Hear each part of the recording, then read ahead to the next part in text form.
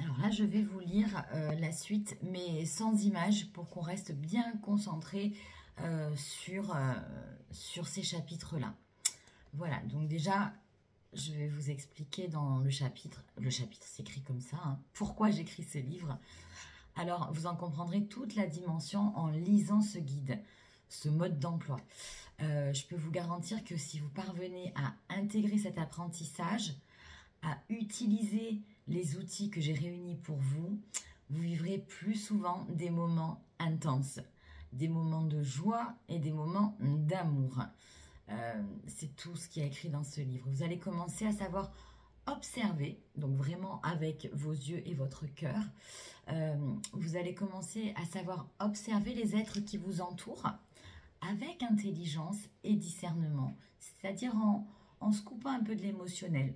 Vous allez voir, il ne faut pas vraiment se couper, il faut l'accueillir, mais je vais vous expliquer, ça sera très clair après. Il faut savoir que votre graine de sagesse va se développer et vos chances de satisfaire vos besoins en restant dans la douceur et dans l'amour seront au rendez-vous. Ça, il faut vraiment y croire dès le départ. Dans ce livre, vos moments de doute, de colère, de tristesse seront largement diminués dans le temps et dans l'intensité. Et il faut aussi accueillir le fait que ce soit un processus un petit peu long et lent. Mais à terme, vous trouverez la paix. Il faut vraiment accueillir le fait que ce ne soit pas parfait dès le départ, qu'il n'y a pas tout qui va changer d'un coup de baguette magique.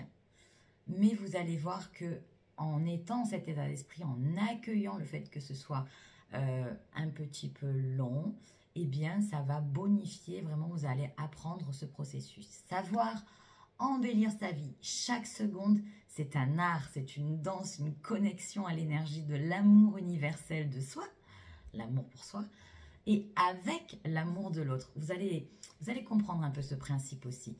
Voilà, une phrase clé. Je ne suis pas responsable des événements tragiques de mon passé. Ça, il faut se le dire en permanence. De ce que j'ai subi dans ma vie passée, je ne suis pas responsable. Ok, c'est bien la faute de l'autre. Par contre, je suis responsable de ce que j'en fais aujourd'hui. Est-ce que je reste dans la victimisation à me dire j'ai vécu ça, c'est pas bien et tout, ou est-ce que je grandis avec ça? Vraiment, je m'en sers comme un moteur. Il faut classer le passé, accepter qu'il soit fini. Il faut même remercier tous les événements qui vous ont construit, qui m'ont construit. Et vraiment vivre votre meilleure vie à partir de maintenant. Parce que vous avez appris les leçons. Et n'oubliez pas que nous n'avons que 30 000 jours à vivre. Ça, c'est vraiment important d'arriver à faire le tour de toutes ces questions. Parce que nous avons tous vécu des événements traumatiques à plus ou moins grande échelle. Mais peu importe l'événement, s'il n'existe plus aujourd'hui, là ça va, c'est qu'il est à classer dans les archives du passé. C'est fini. Voilà, il faut vraiment accepter déjà que ce soit terminé. Ça fait partie du passé. Alors on prend, ok, c'est dégueulasse, c'était dégueulasse, et on range parce que maintenant, c'est terminé. Là, aujourd'hui et maintenant, c'est fini. Et pour ne plus vivre les mêmes schémas, eh bien, je vous invite à suivre ce livre. Ce livre, c'est une sorte de manuel avec des étapes et des clés. C'est le fruit de mes expériences passées et aussi c'est le fruit de mes recherches. Et croyez-moi, j'ai cherché. Mais vraiment, j'ai cherché. J'ai cherché dans tous les domaines sans vraiment trouver la bonne méthode, hein, puisqu'au départ, je voulais m'en sortir moi. Et puis, j'ai trouvé des réponses un petit peu partout. Donc, j'ai pioché un petit peu partout. Ça a été un long travail, ça a été très long. Et heureusement qu'avec le Covid, puisque moi ça s'est passé pendant la période Covid, ben, j'avais le temps de faire toutes ces recherches. Et j'ai suivi des programmes de techniques de sophrologie, de mindfulness, d'hypnose ericksonienne, de psychologie. Ah oui, j'ai fait une formation en psychologie aussi. J'ai lu des livres incroyablement inspirants, comme La plénitude de l'instant présent de Chinatown, enfin je sais pas comment le dire, et puis aussi les livres des 4 accords Toltec de Don Miguel Ruiz, L'alchimiste de Paulo Coelho, là on est plus dans un côté ésotérique, Le corps n'oublie rien de Bessel A. Van der Kolk, je sais pas comment, enfin excusez-moi pour la prononciation. Donc là on est sur la neuroscience et j'ai bouquiné la médecine chinoise et encore, mais vraiment tout un tas de bibliothèques scientifiques et ésotériques. Et je me suis penchée sur la communication non violente, créée par Marshall Rosenberg. Et je remercie Cathy Debelle qui m'a orientée vers les travaux de Marshall. Et vraiment, ça a été un peu la clé de tout ça. La clé dans le sens où tout ce que j'ai pioché de bon dans toutes ces lectures, eh bien, ça a été un peu le ciment de tout ça. Donc, à mon sens, c'est vraiment un apprentissage qui parlera à tout le monde et dans tous les univers en plus, hein, avec les travaux de Marshall Rosenberg. Il s'agit de bien comprendre l'être humain, sa nature humaine et ses mécanismes. Donc là, il y a vraiment plein de petits trucs analytiques, vous allez voir. Donc les forces de la nature humaine et aussi l'intensité des émotions. Et je me suis donc grandement inspirée de toutes ces techniques et bien sûr j'y ai ajouté une touche très personnelle et pas des moindres. Donc mon expérience de vie que je vous ai contée dans une autre vidéo. Voilà, ce livre vraiment rallie ce qu'il y a de plus naturel en chacun de nous. C'est vraiment un mode d'emploi pour être en paix, pour la paix quoi. Voilà, pour qu'on nous foute la paix, pour qu'on se la foute nous-mêmes aussi. Donc vous allez être outillés pour vivre le meilleur de vous, pour vous, hein, vous là, moi, et avec l'autre. Voilà, n'oubliez pas la notion qu'il y a pour vous et avec l'autre. Donc c'est vraiment un parcours d'apprentissage, hein, apprentissage. Voilà, c'est simple, accessible aux petits, donc même les enfants hein, peuvent commencer à travailler sur ça. Vous allez voir, il y a plein de petits tips. Voilà, c'est donc accessible à tous, hein, aux enfants, aux grands. Et ça va vraiment développer votre humanité naturelle. On est tous un être humain avec ce côté humain que l'on connaît. C'est là que le terme de développement personnel commence à entrer en scène. Nous allons donc développer cette graine de sagesse, cette graine d'humanité qui est en chacun de nous. Et qu'est-ce que la sagesse? Ah bah oui, parce que bon, plus ou moins on a des idées, mais c'est assez vague. Donc c'est vraiment l'absence de jugement et c'est motivé par un amour inconditionnel pour soi et envers l'autre. Donc pas de jugement et on reste dans l'amour, une espèce de bulle de lumière. Et apprendre à intégrer l'art de vivre la paix, c'est créer des jours meilleurs. Et c'est vraiment un joli cadeau que vous vous offrez là et que je vous offre aussi. Mais attention, voilà, comme je vous l'ai dit, ce n'est pas le monde des bisounours. Non, non.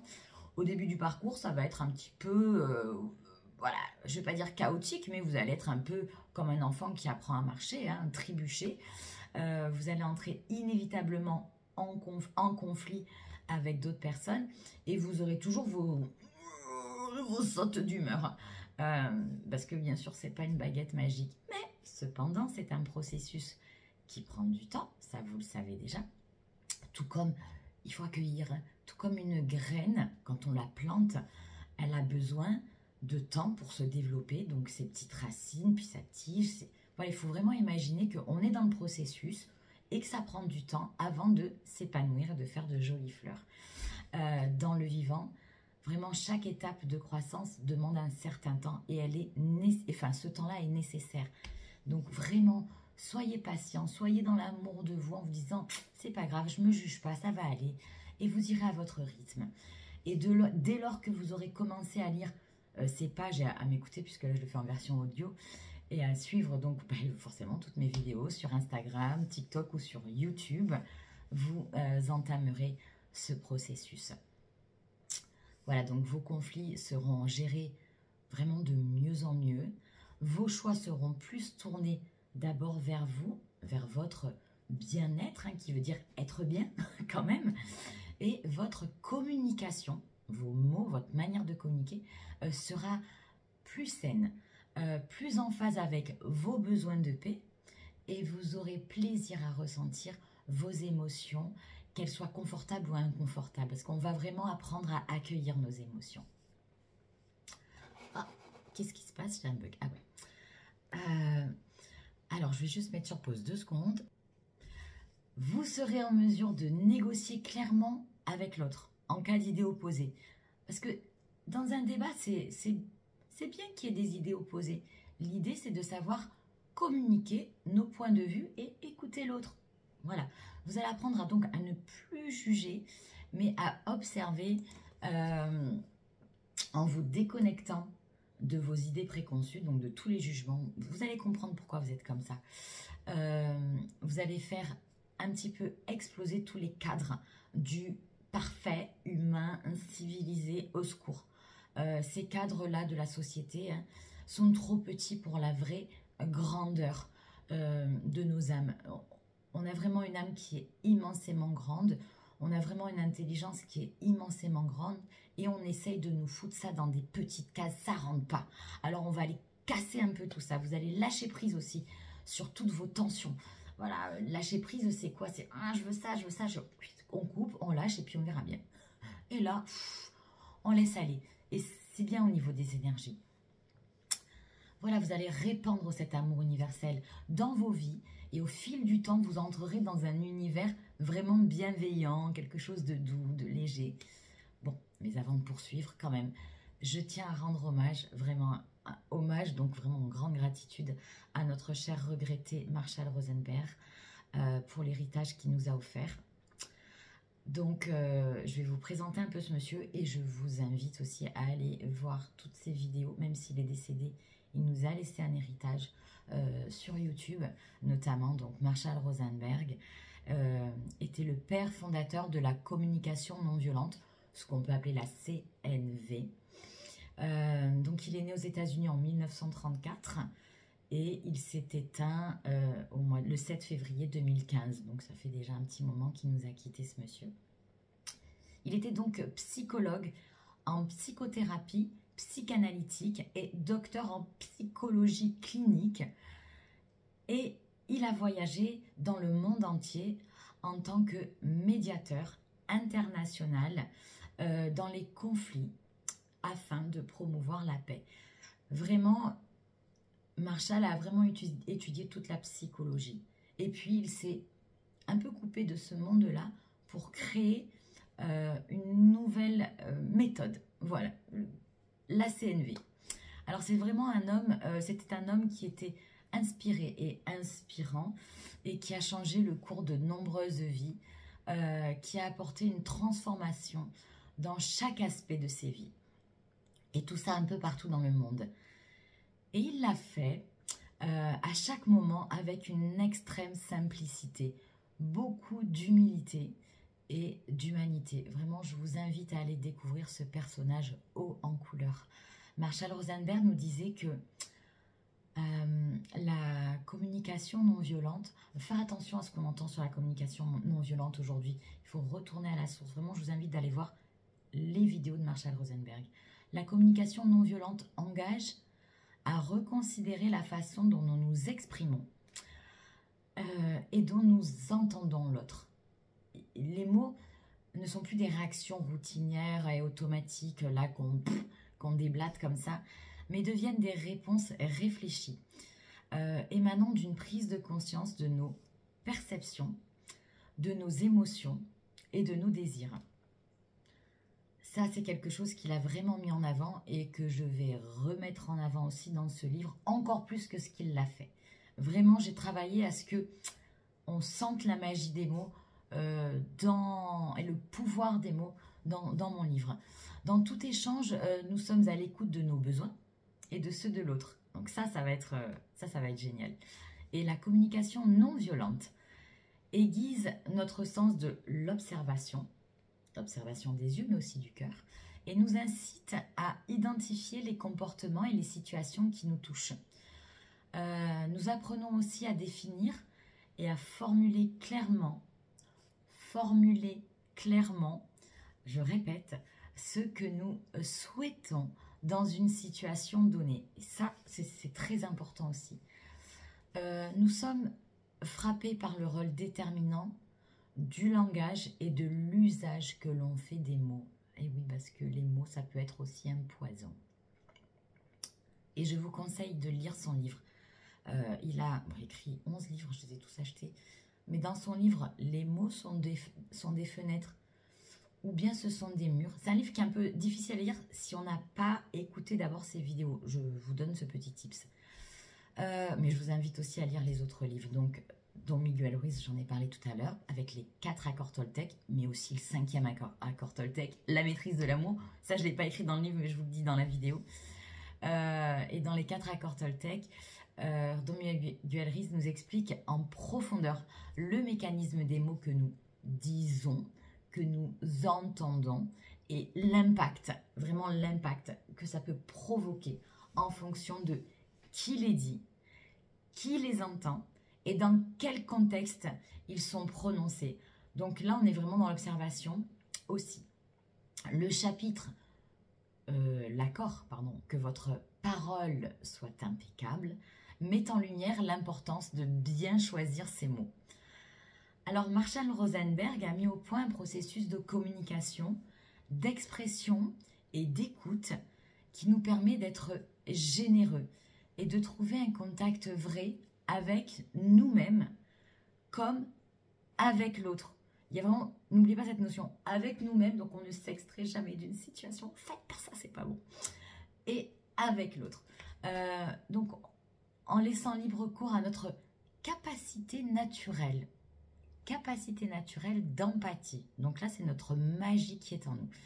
C'est ce qu'il appelle la communication non violente. Alors, et bien que nous puissions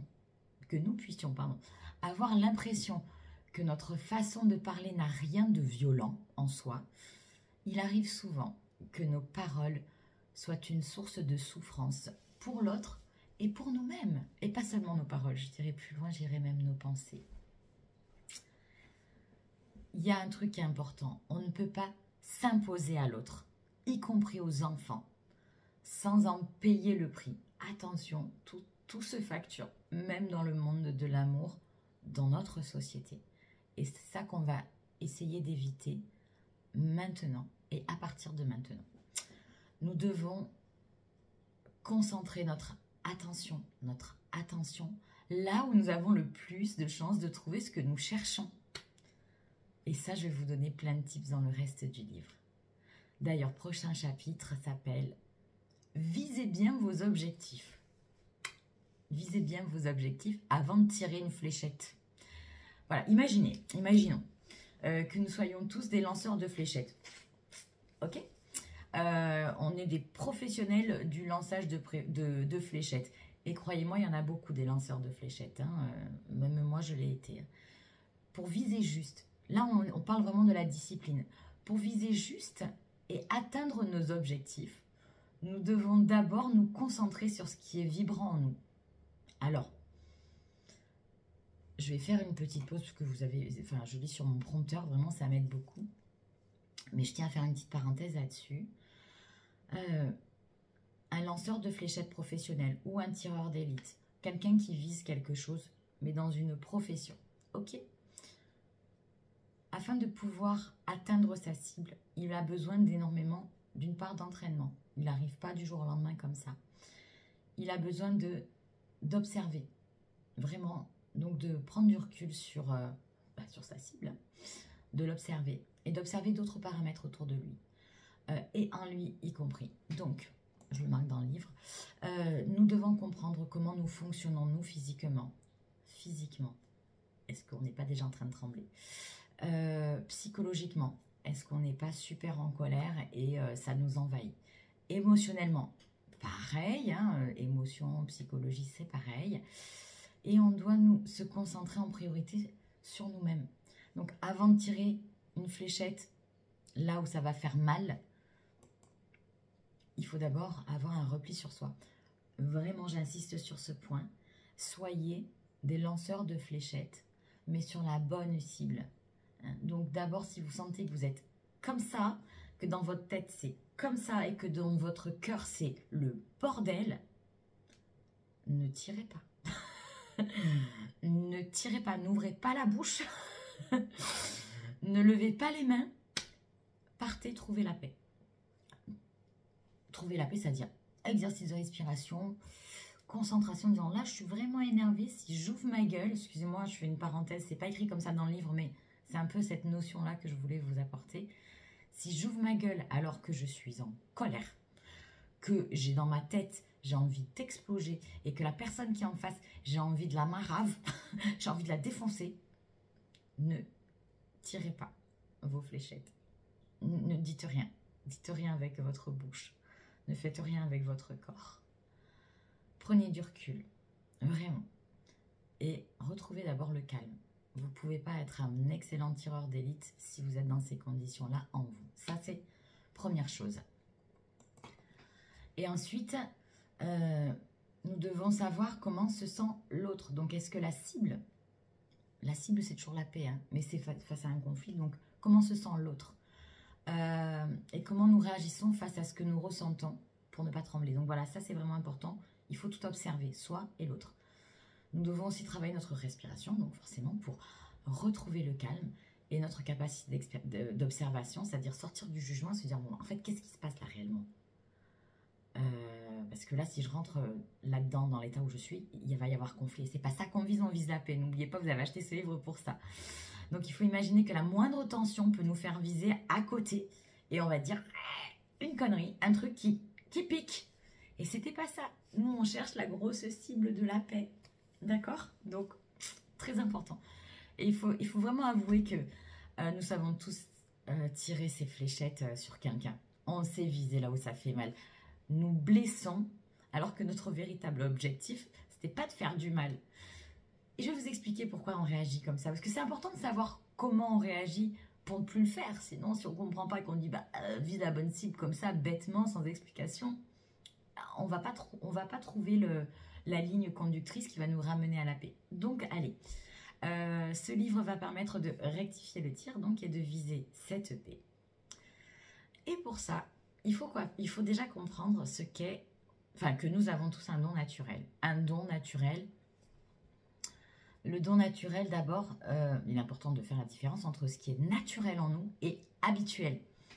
Alors, je vais mettre pause. Ce qui est naturel en nous, c'est ce qu'on a au fond du cœur dès la naissance. C'est le truc que tu ne peux pas enlever. On a tous un don naturel. On a tous une donation, un don. C'est quelque chose qu'on nous a donné dès la naissance. Hein. Donc, on nous a donné un corps. Oui, 2 bras, 2 jambes, enfin pour les plus chanceux. Et puis un cœur, et puis des yeux, des oreilles. Donc, on nous a donné aussi un don de perception. Vous l'avez tous. C'est un don naturel et c'est donc quelque chose de naturel. Et faire la différence entre ce don-là qu'on nous a donné, hein, voilà, parce que c'est pas des pouvoirs magiques, hein, et puis il faut faire la différence de ce qui est habituel. D'accord? Si vous lisez si vous lisez toute la littérature de Marshall Rosenberg, vous n'échapperez pas au sujet du don naturel. En anglais, ça s'appelle natural giving. Et au début, c'est pas très clair de comprendre cette notion. Donc, on va aller la décortiquer comme ça. À la fin du livre, on aura vraiment tout compris. Dans les vidéos de Marshall, il chante une très jolie chanson qui exprime ce qu'est le don naturel.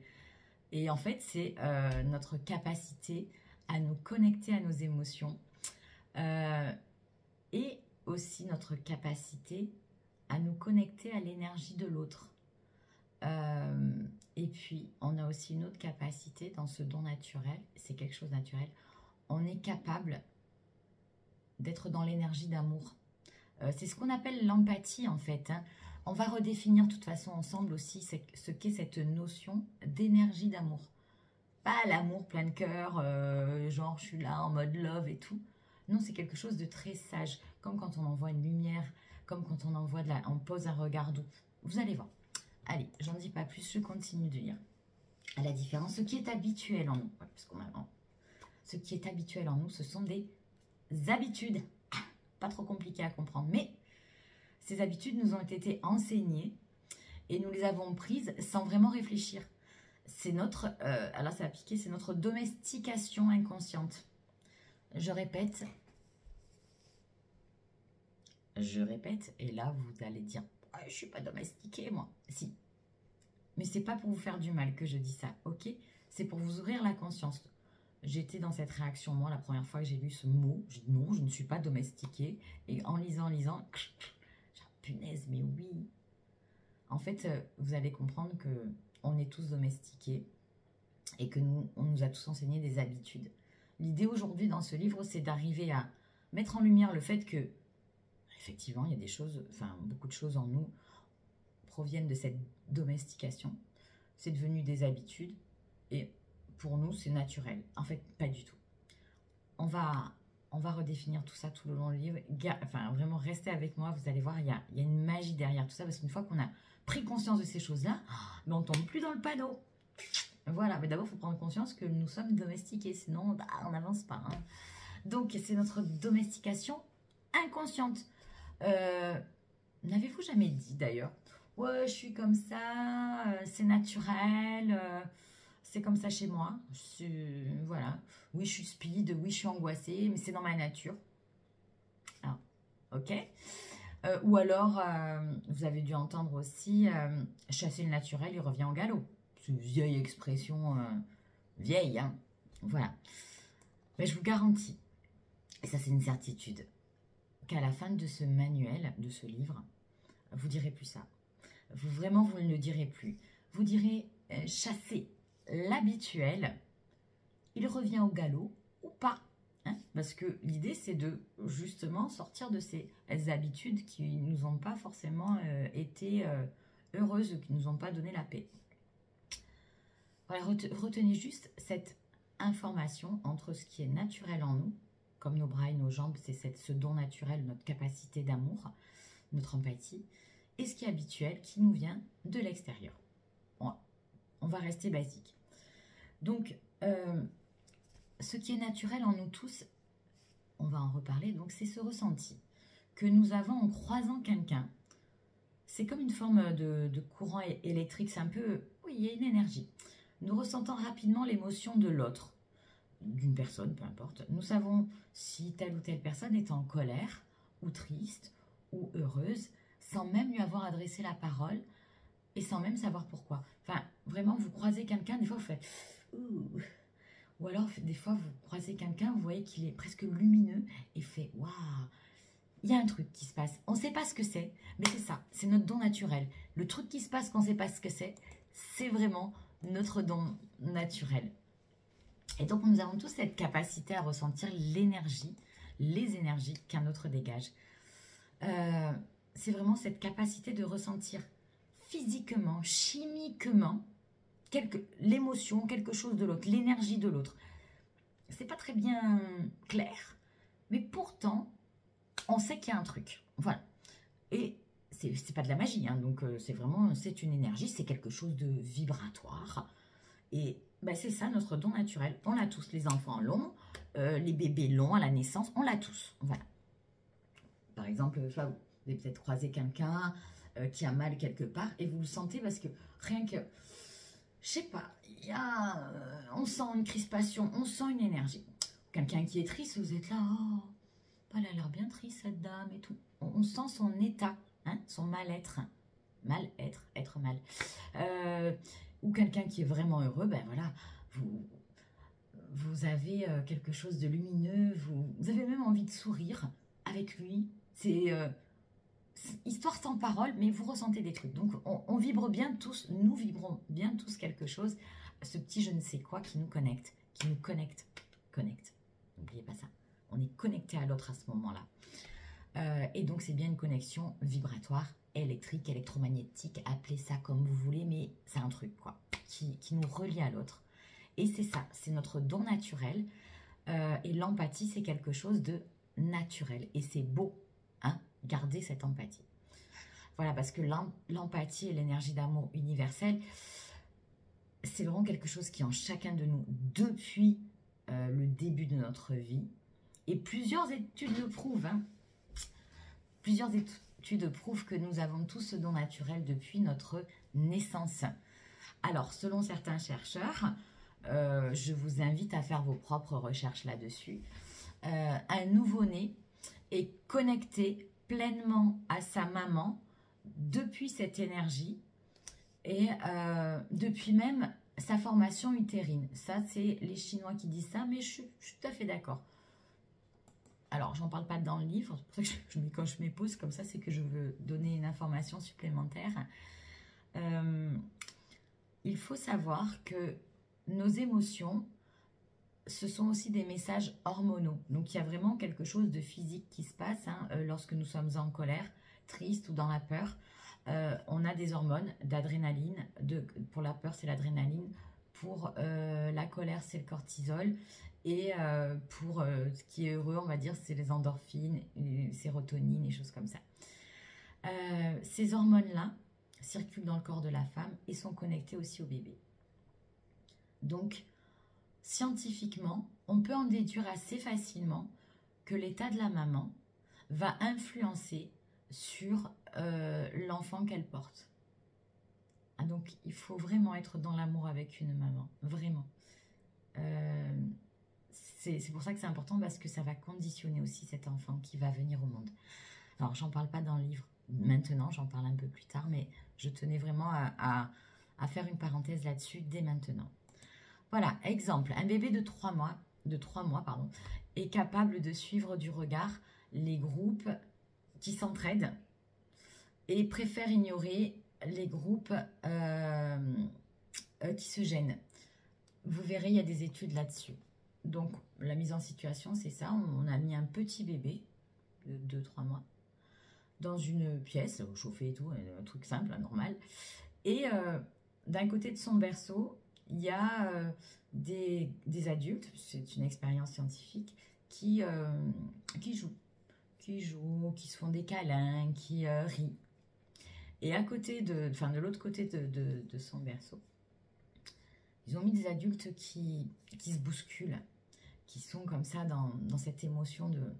Ils se poussent, ils se donnent des coups d'épaule. On sent que ce n'est pas la bonne énergie. Et bien l'enfant, automatiquement, va ignorer la partie qui se gêne et va poser son regard, va être attiré là où il y a quelque chose qui ressemble à de l'amour. Donc on a cette capacité, nous, de choisir déjà à l'âge de 3 mois là où on veut aller, là où c'est cool. Et vous allez voir, c'est très intéressant au niveau de ces études. Je vous invite à faire des recherches, vraiment. Il y a donc cet instinct. Ce qui est instinctif, c'est notre don naturel. Donc notre don naturel, on a même plusieurs dons naturels. Donc cet instinct, il faut l'écouter, quoi. Voilà, les enfants le font, les adultes, plus du tout. Voilà. Donc un enfant, un bébé capable instinctivement de faire des choix vers une situation animée par l'amour. Ils ont fait d'autres expériences avec un bébé de 14 mois qui ne parle pas, mais qui a la motricité. Donc, il est déjà capable de se déplacer, d'attraper des objets. Donc, un enfant de 4 mois est capable spontanément d'aider un adulte qu'il ne connaît pas si le comportement de l'adulte indique une demande d'aide. Alors, un exemple, un adulte lâche un stylo au sol, il est assis sur son bureau, l'enfant est de l'autre côté du bureau, donc il a accès au stylo et l'adulte est bloqué par le bureau. L'adulte fait juste ça, l'enfant comprend qu'il demande son aide et l'enfant automatiquement, sans parole, juste par sa capacité d'observation, va aller donner le stylo automatiquement, instinctivement, le ramasser pour aider l'autre. Donc ça, c'est aussi notre capacité naturelle. Nous sommes tous des personnes aidant dès la naissance et on n'entend pas un s'il te plaît, on n'entend pas un merci, c'est juste quelque chose de naturel. L'enfant le fait naturellement, l'adulte beaucoup moins. Pourquoi? Parce qu'on nous a imposé des cadres, on nous a domestiqués. Bon, non, il faut qu'il dise s'il te plaît. Et puis après, il doit dire merci. Bon, bref. Oui, vous allez... Enfin, j'ai l'impression que vous êtes déjà là en train de dire... Ah, en tout cas, c'est ce que je ressens. Donc, oui, un enfant... si vous observez les enfants, vous allez voir la beauté qu'il y a en chacun de eux. Et nous étions tous ces enfants, donc nous avons quand même cette beauté en nous. C'est ça qu'on va travailler. L'enfant le fait depuis son énergie d'amour, depuis son don naturel, son empathie, tout simplement. Il n'attend rien en retour. Il le fait en plus, ça lui fait plaisir. Vous allez voir une notion de s'il te plaît, il me plaît, il lui plaît en tout cas de le faire. Voilà. Et c'est naturel. Donc des études prouvent qu'en grande majorité, l'empathie est innée. Donc elle est là depuis la naissance. Et l'énergie d'amour est quelque chose qui est très actif. On a cette énergie d'amour dès la naissance et elle est très activée. En grandissant, elle prend des claques, hein, l'énergie d'amour. Donc nous pouvons en conclure que nous avons tous ce don naturel depuis la naissance, dès notre premier jour et même dans le ventre de maman. Mais alors, vous allez me dire, mais qu'est-ce qui s'est passé? Que s'est-il passé dans nos vies pour avoir perdu l'écoute de ce don naturel? Grande question. Et oui, que s'est-il passé entre notre vie d'enfant et notre vie d'adulte? Alors, vous avez certainement vos réponses, mais on va aller creuser tout ça. Désolée pour la coupe de cheveux.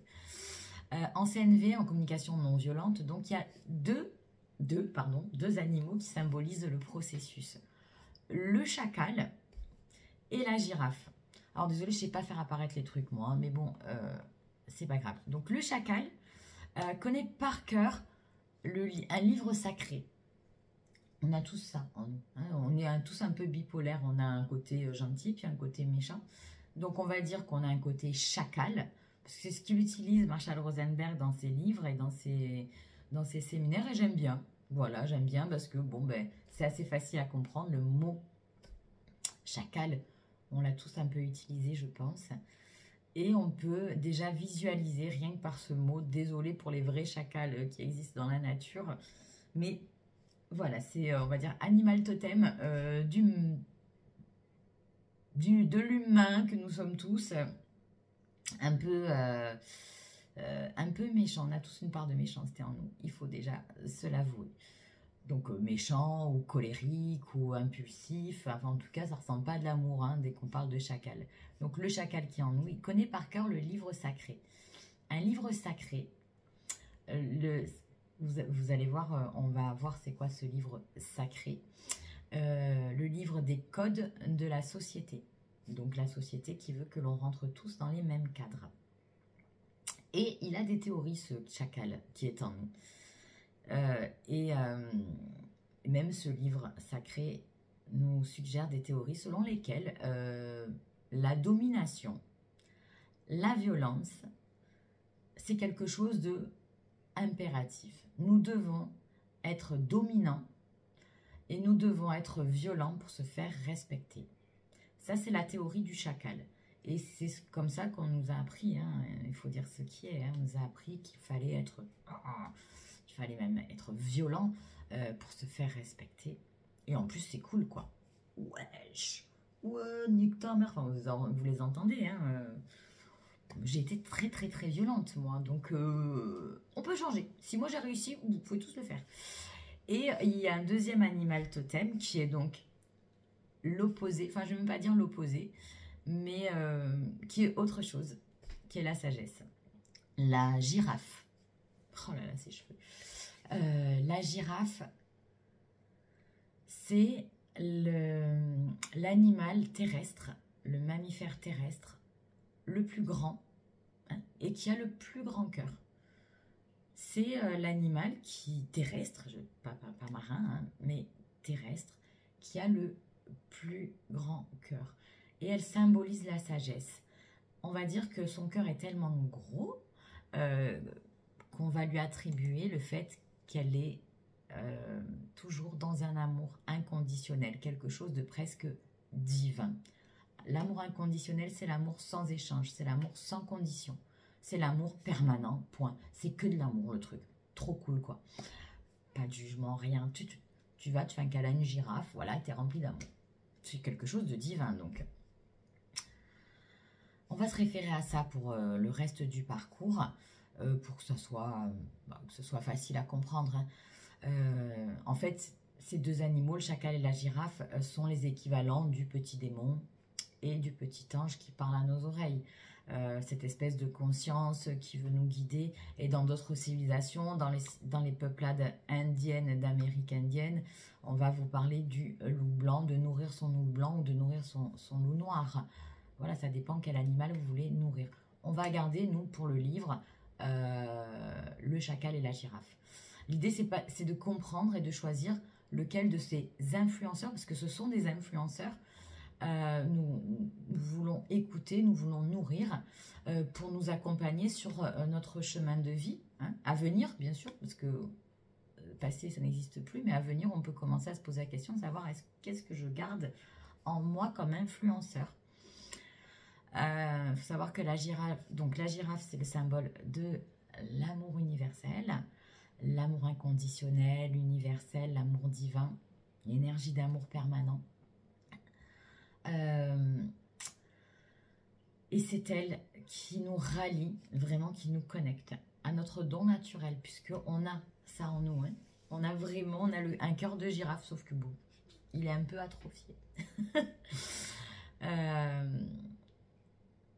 La girafe, comme elle a un long cou,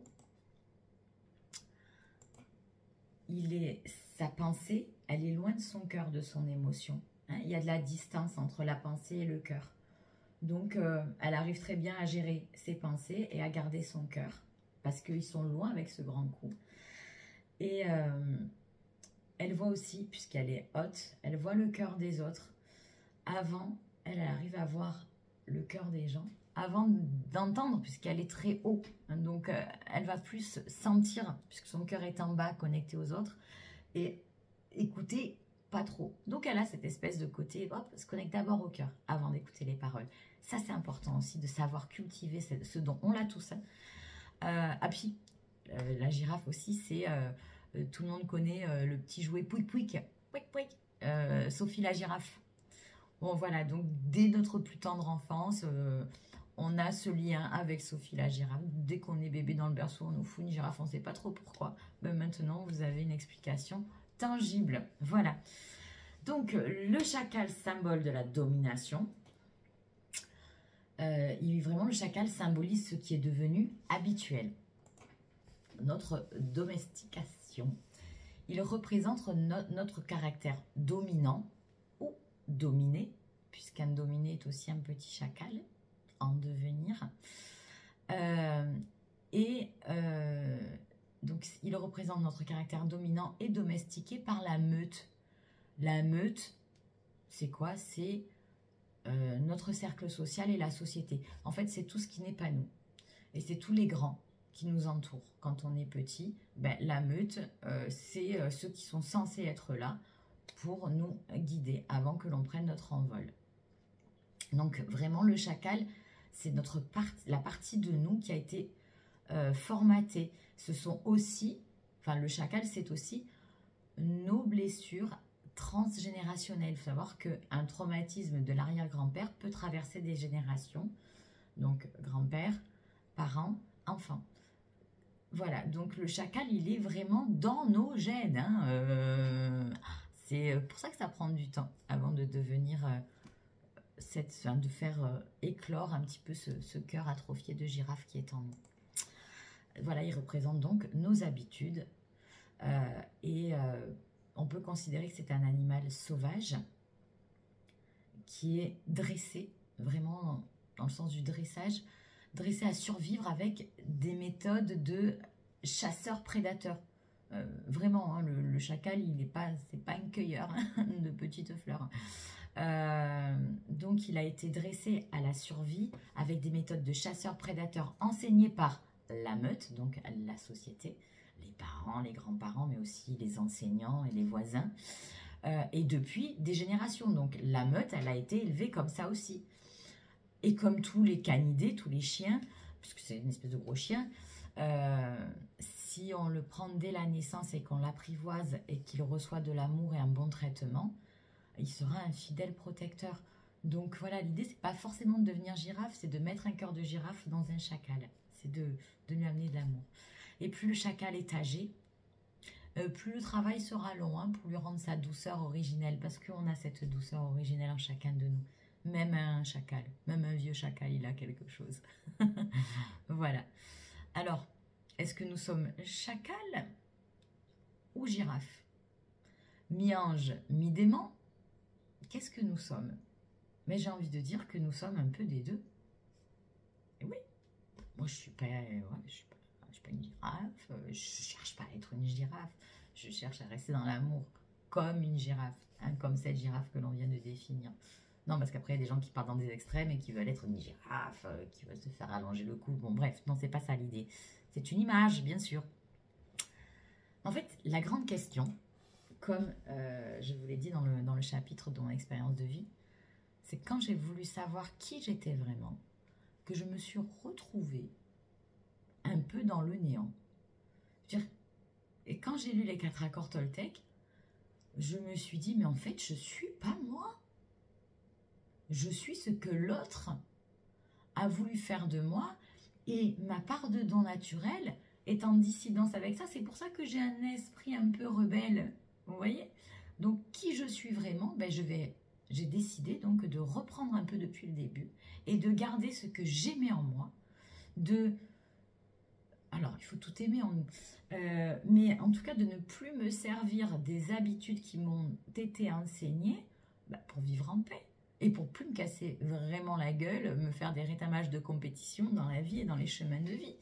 Donc, j'ai redéfini mes règles pour vivre une nouvelle vie meilleure pour moi, en acceptant qui j'étais dans le passé et en devenant une nouvelle version de moi-même. Donc je ne change pas de tout au tout, mais en tout cas je garde ce qui était naturel chez moi, et puis je vais me connecter de plus en plus à ce qu'il y a de plus naturel en moi, c'est-à-dire l'empathie, l'amour, mais aussi l'écoute de soi, hein. C'est-à-dire que je ne suis pas là à Mère Teresa à faire des câlins à tout le monde non plus.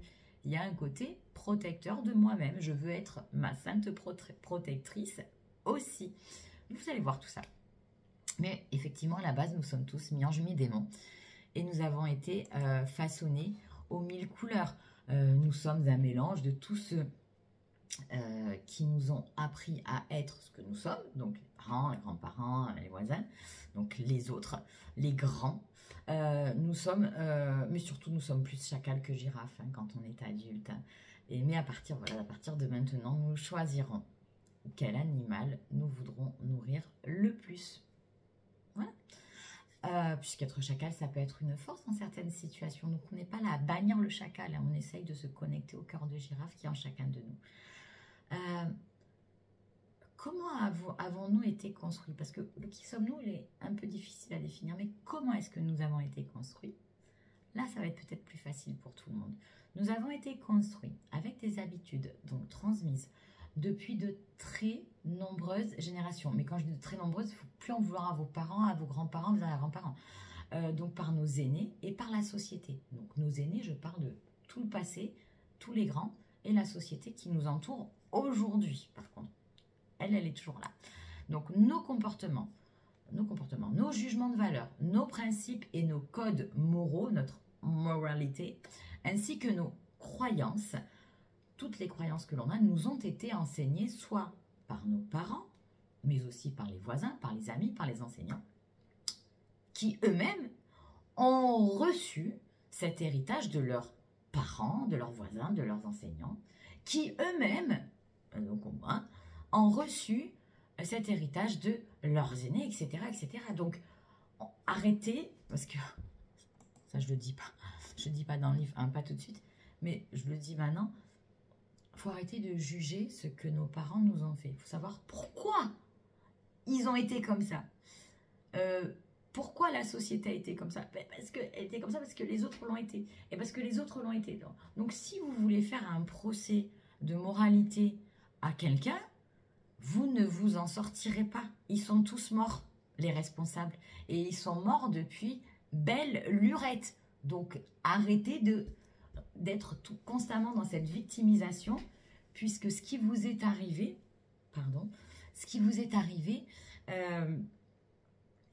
de la part de ceux qui vous ont fait subir des choses, ça vient de... Mais loin, hein, ça vient vraiment de loin. Donc ça, on ne fait pas de procès de moralité à qui que ce soit. On va arrêter ce processus, on va viser juste la paix. Alors, de même, nous avons été interdits de laisser s'exprimer notre don naturel, notre empathie, notre instinct et nos émotions. Et oui, c'est pour ça qu'on a un peu le cœur atrophié. Dès notre plus jeune âge, il nous a fallu apprendre à ne pas être dans l'émotion, sous peine de punition ou de jugement.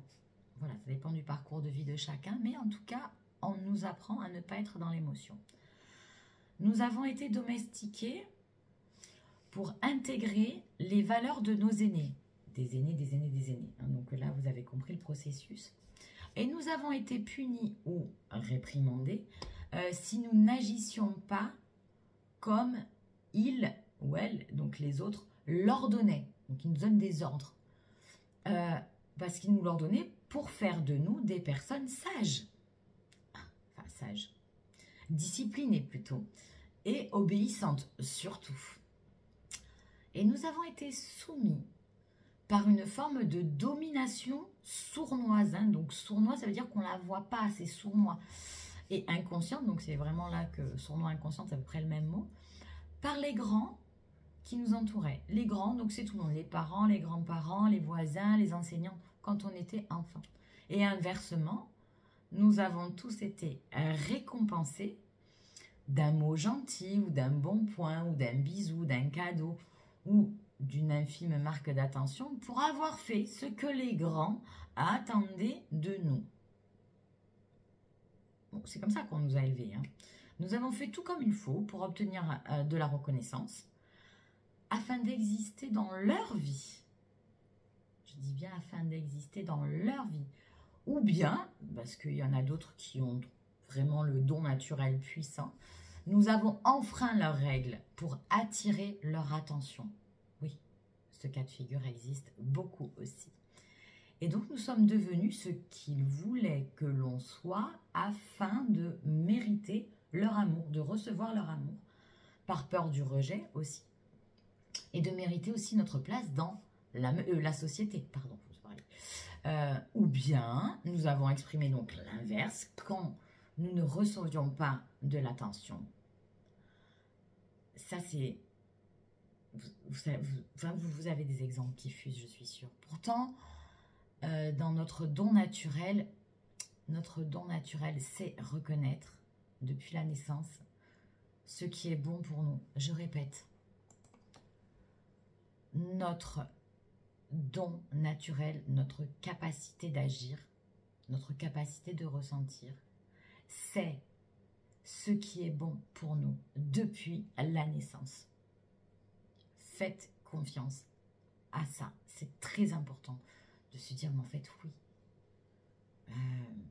Depuis la naissance, on a ce discernement, cette capacité de se tourner vers ce qui est bon pour nous. On ne sait pas tout comment ça marche, mais on a la capacité. On l'a, ça c'est sûr.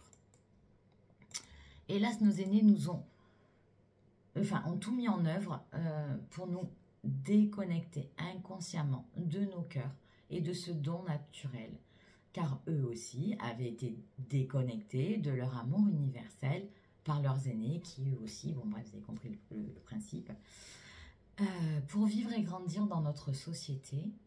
Donc il nous a fallu intégrer des informations venues d'ailleurs, et aussi les codes de cette société. Il nous a fallu apprendre et savoir différencier ce qui doit être jugé bien de ce qui bien, mal, moral, immoral, beau, laid, etc. Donc on nous a appris à juger sur les autres. Et nous avons donc appris à juger celui ou celle qui méritait une punition de celui ou celle qui méritait une récompense. Donc on est tous capables de dire tiens, lui mérite et il ne mérite pas. Voilà, on sait. On le sait. Ne me dites pas le contraire, c'est faux. Nous avons appris à juger. Voilà, nous avons appris cela avec la croyance incontestable, mais illusoire, que c'est pour le bien. Voilà. Donc, on récompense pour faire du bien, on punit pour faire du bien. ça, c'est un peu la base de notre enseignement et de la société.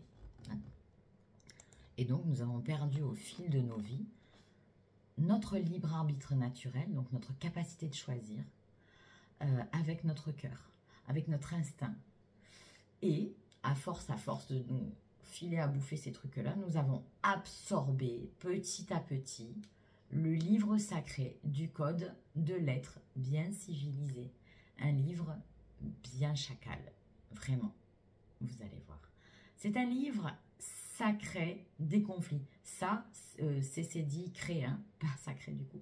Sacré des conflits, sacré des malentendus, sacré des disputes, sacré des non-dits, sacré des tensions, des peurs, des colères, des frustrations. Bref, sacré... Ce livre imaginé par nos aînés pour suivre et obtenir notre place dans la société qui nous entoure, nous veut obéissant aux ordres, même les plus fous, même les plus fous. Ouvrez vos yeux, ouvrez vos cœurs là-dessus, parce que c'est pas sans danger. Hein. On va revenir sur ce chapitre du choix, très très important dans ce livre. Donc, dans ce livre, il y réside les codes de l'art d'être comme tout le monde, faire comme tout le monde, parler comme tout le monde, réussir comme tout le monde et pire encore, penser comme tout le monde, sans prendre en considération que nous sommes tous différents et surtout sans nous connecter les uns avec les autres. On nous apprend vraiment à nous déconnecter et des uns des autres, de nous-mêmes, de nos différences. Et nous avons été influencés par la peur d'être punis ou bannis. Et nous avons été dressés par le besoin d'être reconnus et d'être aimés selon des codes souvent déguisés par la domination et le reproche. Ouais, on va le voir vraiment en profondeur, ce que je suis en train de vous introduire là. Il nous a été défendu d'exprimer nos ressentis profonds et d'utiliser l'écoute de soi. Nous avons appris à ne pas exprimer nos émotions, ou du moins pas trop, sinon t'es faible, mais pas non plus jamais. Sinon tu es insensible, ou pire, tu es associable. Et surtout pas les deux en même temps, sinon tu es bipolaire. Enfin, je veux dire, vraiment, un truc de dingue. Bref, le guide, cette espèce de code civil sacré, là, c'est le guide parfait pour ne pas être nous-mêmes. Et ça, c'est un drame, vraiment. Et nous sommes devenus un avatar de la société. Je répète, nous sommes devenus un avatar de la société, mais quelque chose, on n'est pas d'accord. Donc, on va aller décaper un peu cet avatar pour faire ressortir ce que nous sommes vraiment. Donc, nous avons perdu au fil des générations notre capacité à nous développer depuis notre fort intérieur. La force et le fort, quoi. On a vraiment une espèce de force en nous et on nous a empêché de l'exprimer. Et d'ailleurs, selon Marshall Rosenberg, nous avons cessé d'être pleinement des girafes pleines d'amour, qui envoient de l'amour, il y a environ 5000 ans. 5000 ans. C'est... il faut reconsidérer ce qui s'est passé il y a 5000 ans. Comment vivaient les gens il y a 5000 ans? On arrive à l'ère pharaonique hein, quand même. Hein. Pyramide et tout, quoi. Voilà. Et puis, il s'est passé un truc et là, c'est parti en cacahuète. Nous avons arrêté de cultiver notre don naturel et notre capacité de connexion. Donc, si vous voulez faire un procès de moralité à des gens qui sont responsables de tout ce processus, vous allez vraiment perdre votre temps et votre énergie. 5000 ans en accessible, donc bref. Et puis ça peut aussi d'avoir cette information, ça peut vous aider à vous détacher un petit peu du reproche de ce que vous avez subi par rapport à d'autres personnes qui elles aussi forcément ont subi des choses. Et quand on arrive à comprendre ça, déjà on s'apaise. Voilà. Donc voilà, nous avons perdu cette capacité, nous avons cessé de cultiver notre don naturel, notre capacité de connexion. Aujourd'hui, on va reprendre un petit peu le flambeau. on va rééquilibrer les choses. Parce que tout est présent depuis notre naissance. On l'a. On a cette capacité. Notre graine de sagesse est bien en chacun de nous. Mais nous avons appris à ne surtout pas nous en servir. Ou pas trop. Et par la suite, le drame, c'est que nous aussi, nous formatons nos enfants qui eux-mêmes reproduiront ce processus. Donc, je vous invite vraiment à reconsidérer cela et à faire des choix sur ce qu'on continue de faire ou sur ce que l'on cesse de faire afin d'être quelqu'un de une nouvelle version de nous-mêmes, en tout cas en cultivant cette capacité-là pour viser la paix, le bonheur, quoi, la joie. Voilà, il faut déjà considérer que nous sommes le résultat de multiplication de croyances diverses, qu'elles soient religieuses, spirituelles ou générationnelles. Et nous sommes donc imbibés par une continuité de croyances et de convictions de nos anciens, de nos ancêtres, hein, donc là pour le coup ça part très loin, par des codes religieux, des codes civils, des codes de consommation, qui finalement ne sont rien d'autre que des jugements de valeur et des principes de moralité, des principes moraux. Et nous avons été convaincus que nous savons ce que nous savons, parce que nous l'avons appris par les autres, et que c'est bon pour nous. Et je pense que déjà, vous avez un peu de lumière qui rentre en vous, disant, putain, je comprends pas tout ce qu'elle dit. Mais je comprends qu'il y a un truc là-dessus, je comprends qu'on nous a caché des choses, il faut continuer à creuser. Si c'est pas clair maintenant, ça le deviendra plus tard, vous inquiétez pas.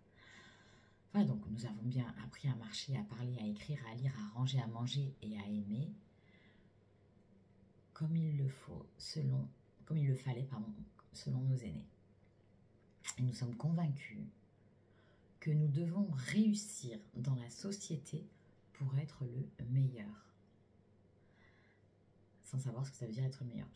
Nous savons aussi que si nous sommes obéissants, nous avons le droit à une récompense, par exemple un salaire, hein, si on est obéissant à des ordres, on a le droit à continuer, à sortir, bref, vous connaissez ce principe d'obéissance. On a le droit à une récompense. Et si nous sommes désobéissants, nous avons le droit d'être punis. Et oui. Pour nous, c'est presque... Enfin, c'est normal. On sent que c'est pas normal, on n'aime pas trop ça, hein, quand même. Mais c'est ok. On a passé un accord là-dessus. Et oui. Donc, l'idée, c'est de rester dans l'amour, hein. Et puis, je vais vous parler d'un autre sujet qui s'appelle l'hypnose du monde. Parce qu'il n'y a pas que nous, hein, qui sommes touchés. C'est l'ensemble des gens autour de nous. Donc, c'est ce que je vais appeler le monde. L'hypnose du monde. Nous avons été éduqués à juger de cette manière-là, selon le modèle de ceux qui nous ont entourés. Et nous pensons tous être bien éduqués. Et on est tous bien éduqués. Nous sommes tous bien domestiqués avec la bonne morale de la société dans laquelle nous sommes nés. Voilà. Et on n'a pas la chance d'être nés dans une tribu d'Amazonie où il y a des connexions avec la nature. Non, non. On est vraiment nés, nous, déjà dans l'enfer, il faut le dire. Nous sommes convaincus, en 2 mots, ça marche aussi, un con est vaincu, que nous savons ce qui est bon ou mal, car nous avons appris inconsciemment à juger selon les valeurs de nos anciens. Nous avons appris à savoir aimer selon leurs principes aussi, et pas selon notre cœur d'enfant.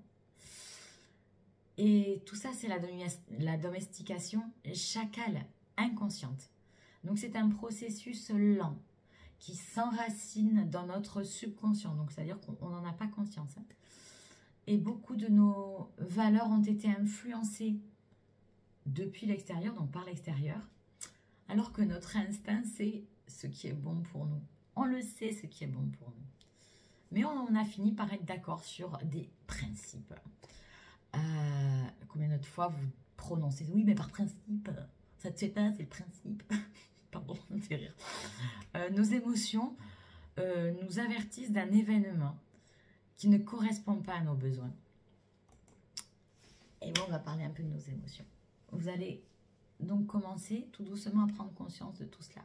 Nos émotions sont là pour nous avertir que quelque chose, un événement, une action, une parole, ne correspond pas à nos besoins. On n'est pas d'accord. On n'est pas d'accord de se faire punir. Parce que dans notre cœur un peu atrophié, mais toujours là, ce qu'on a besoin, c'est d'amour, pas de punition. Parce que la punition, l'opposé de la punition, c'est la récompense. Mais nous, on veut ni l'un ni l'autre, on veut juste de l'amour et apprendre dans cette énergie-là, depuis cette énergie-là. Voilà. Pourquoi nous avons des émotions, parce que nous ne sommes pas d'accord dans notre fort intérieur, de notre instinct, avec ce qu'il se passe ou la manière dont on agit avec nous. Et ça, les enfants sont capables de taper des grosses crises. Et les adultes aussi. Voilà. Alors on continue. Vous allez donc commencer tout doucement à prendre conscience de tout cela. Et vous allez enfin pouvoir redéfinir vos propres règles du jeu de votre vie et de celle de la société. Mais vous déciderez de l'importance de l'amour de vous et de l'amour des autres. On va viser l'amour. Partout dans notre vie, on va viser l'amour. Tout ce qui correspond à de la lumière, tout ce qui correspond à quelque chose d'heureux. Avec votre nouvelle lucidité, donc ça c'est ce qui va se passer à la fin du livre, hein, ce que vous saurez. Vous poserez un nouveau regard doux de girafe sur vous, votre reflet, et sur les autres, sur la vie. Car vous aurez trié, grâce à vos propres choix, ce qui est bon pour vous, en votre âme et conscience, de ce qui est inconfortable pour vous, en votre âme et conscience. Voilà, ce chapitre est terminé.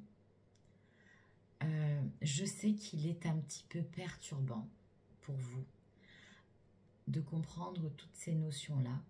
J'espère avoir été quand même un peu claire, c'est-à-dire avoir apporté un peu de lumière, même s'il y a des parties encore sombres. On va décortiquer tout ce processus-là, point par point, dans le reste du livre, et on va vraiment commencer, donc chapitre par chapitre, tout ce qui va continuer à partir de maintenant. On rentre vraiment dans l'apprentissage avec des exemples qui vont vous parler. Voilà. Donc c'est un peu la fin d'une grande introduction, mais qui était nécessaire avant d'attaquer ce que j'appelle la partie manuelle. À tout de suite pour une prochaine vidéo. Je vais essayer de me coiffer parce que là ça ne va pas du tout.